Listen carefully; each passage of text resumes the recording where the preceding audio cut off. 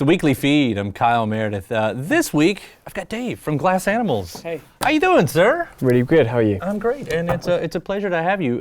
This record, I feel like, has come out of nowhere for a lot of us. ZABA is out, which, I don't know, feels like, again, out of nowhere, but you guys have been working on it for a few years now with a couple EPs and everything, does it? Yeah. But from start to here, has it felt like just one big rush, or have you had time to go, all right, we're taking this on our own time?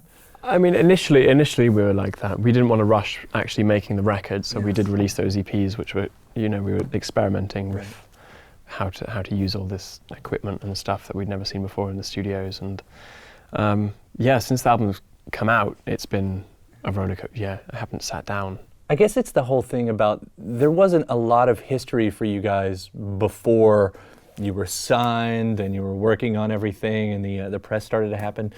A lot of bands have to put in the years of, the grueling road work, the dues and all of that, but it looks like you guys kind of got lucky on that, We got a bit lucky. That's the perception anyway, yeah, right.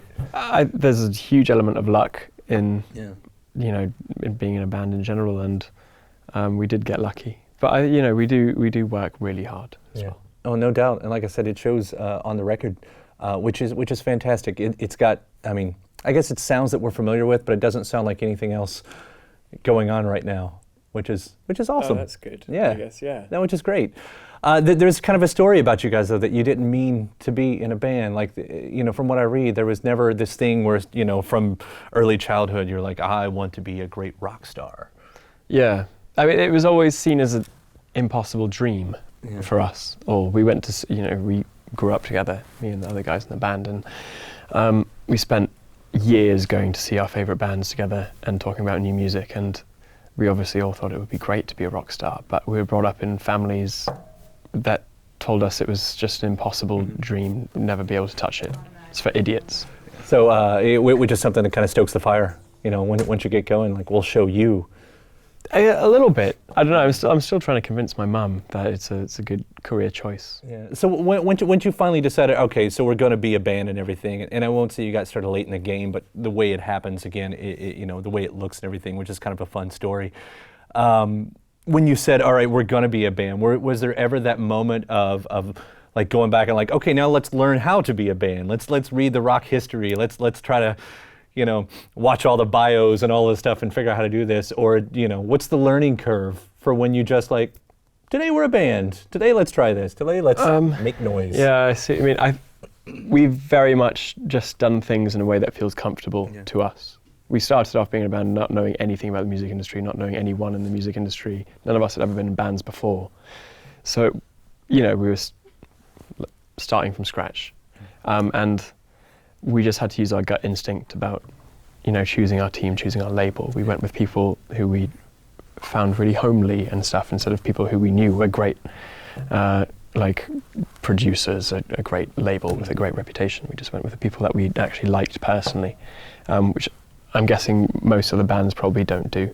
They kind of just take what's offered to them a lot of time because that's what they get, Yeah, so it goes back to that luck of the draw type of thing. Yeah, exactly. We chose a manager who'd never managed a band before, for instance, and just lots of things. I think, we very much ignored all of the history of what other bands have done because we were naive, I think. Which seems to have worked out all right for you. It's going all right, yeah. Sometimes we all have to sit down in a group and think, so who can we ask to help us with this problem, because we're also inexperienced. Right. So the new record stuff, it gets made and everything. What is interesting about this record is it, on paper, it shouldn't, like, I'm in a radio world. I come from the radio world. This shouldn't be a radio record. Yet you have this song, Gooey, that works really well, and a few other tracks on it, Pools, works really great on the radio. For you guys, and I'm going to do these kids these days type of a question here, but is that even on your radar, that you say, oh, we have to make something that's going to be pushed, that's got to be accessible for masses, like for a radio song or a single or something like that? Is that or are you, it's like you guys do great on Hype Machine and these other barometers, I guess, at this point. It was absolutely not on our minds when we were making the record, any of the songs. We wanted to make an album that we found interesting and we really liked. If we were going to have to play it every day at live shows, we'd have to like it, and we didn't want to make any compromises or sacrifices to anyone, even be it someone at the label who was saying, you know, put in 3 choruses for the beginning of the song and another chorus at the end and another chorus. And just like, we didn't want to do anything that we didn't really want to do. Yet it's still catchy in its own way. Maybe, that's good. I think that's just maybe an artifact of how I listen to music. I like music that is catchy. I think everyone probably does. Sure, to a point. But I also like music that's really weird. But I find, you know, I don't really understand why people find certain things catchy. You can play a riff on one instrument and it sounds like rubbish. And you can play a riff on another instrument and it's like an earworm. It just spins around your head all day. And I have no idea why that happens. But when you find something that works and that is catchy, you have to play with it, you have to use it. Sure. So maybe that's kind of been brought into I guess music. It's dangerous thinking too much about that, because then you get into the math of it, the science and the math. Like, what is the exact formula that makes a brain hear that? No, and that destroys music. You Right. can't overthink it. It all has to be kind of gut instinct. Yeah. Were you all aware of the sex appeal of this record while you were making it? Because these are sexy songs. Are they? Like, babies will be made to this record, I am sure of it. I've always found that pretty interesting.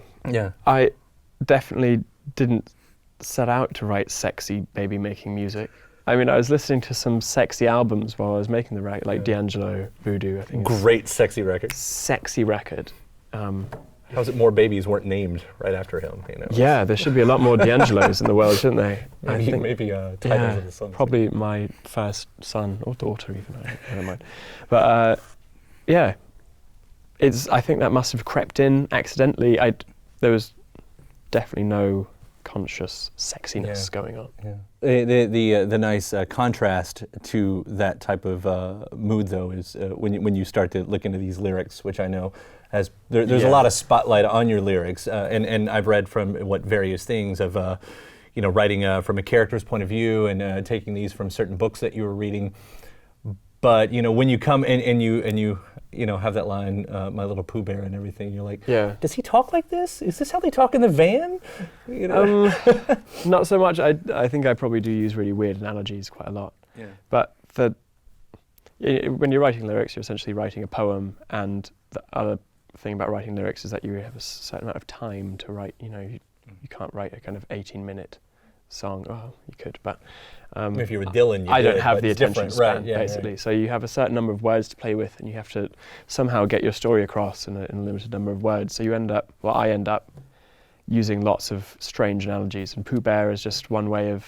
Pooh Bear has a personality, a huge personality. He bumbles through life. He's addicted to honey. He can't avoid honey. If someone dangles honey in front of him, he just chases it, and he's naive and a bit silly and daft. And it's a way of attributing all of those characteristics to the character in the song in 2 words, instead of spending 3 paragraphs doing it. And then you get the imagery is there of him pulling the hand out of the honey, and there it is, sticking and stretching. And it was also a play on that.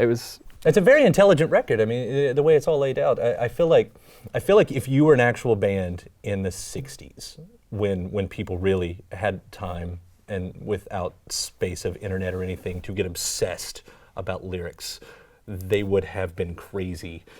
Do you think maybe psychotic about what you had written in the best, most flattering way? Oh, thanks. Yeah, that's very kind. Is it ever the point to you, though, when you're kind of cloaking it in these type of words that you say that you're worried about it connecting to the audience? How it's, how if they can interpret it all, or is that a thing, or is it kind of like, let's take it as it is? I'm going to let you take it as it is, and you have to see it like this. Do you want them to understand it? I guess that's what I'm trying to say. I actually didn't want people to understand it. Yeah. That was the reason behind getting quite abstract and quite cryptic a lot of the time. I think maybe that's fading away now. That I was just very nervous initially about people understanding what I was talking about. I guess I was shy, and I didn't want people to have that window into my soul, my head, and whatever. Says the front man. Yeah, so I know. I'm getting over it. So the lyrics in the future might be a bit rawer, maybe perhaps. But yeah, that's what the third record where you bare your soul, and second record's the road record. The what record? The road record. The road record. All the songs are about the road. That's probably oh gosh, different cities. It's coming. It does veers awful close to hip hop. The style beats, I guess you want to say. Yeah. And I feel like we're in an age now where hip hop and rock, indie, whatever you guys might fall into. But it's so much more closer than it's ever been. You know, the Strange Bedfellows kind of thing. It's like, what's, aside from the rapping, what's keeping you guys from being a hip hop act at this point? Because you're working with rappers too. Working with so rappers, I mean, I asked that yeah. half serious. You know, what's the defining line there? What's keeping you guys from just being more that than anything else? I have a huge love for guitar music and old krautrock and old psychedelic music. So that's probably, I mean, I think all the production kind of ends up having that skew as well. But I listen to so much hip hop. All the drums start off as programmed hip hop beats that I do on my computer, and all my favorite producers are big hip hop producers. Yeah. So there's definitely that. For such an interesting, unique sound that you guys have, and this is probably an impossible question for you to answer, do you see, so Glass Animals lasts for 20, 30 years, you know, it seems more of a conceptual art piece of a band than just a band. Would it kind of live in this similar sound the entire time, or do you see it being able to do all of these different things? I think it'll evolve. I mean, I might start rapping. Again, you might start rapping. Yeah, it'll definitely evolve. I have the attention span of a flea. Yeah. So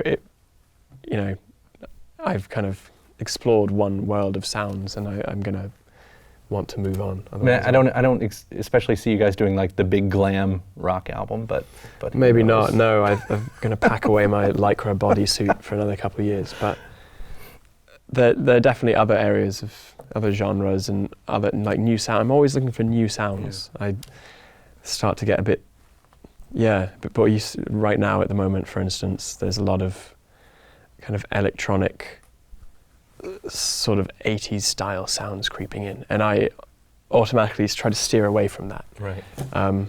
So it's just what happens now that we've made this record with this certain soundscape. I'm going to automatically want to steer away from it, I think, and I imagine because it's the four of us making another record, it'll still have Glass Animals-iness to it, hopefully. And again, here I am asking about next records when this one just came out. Just came out.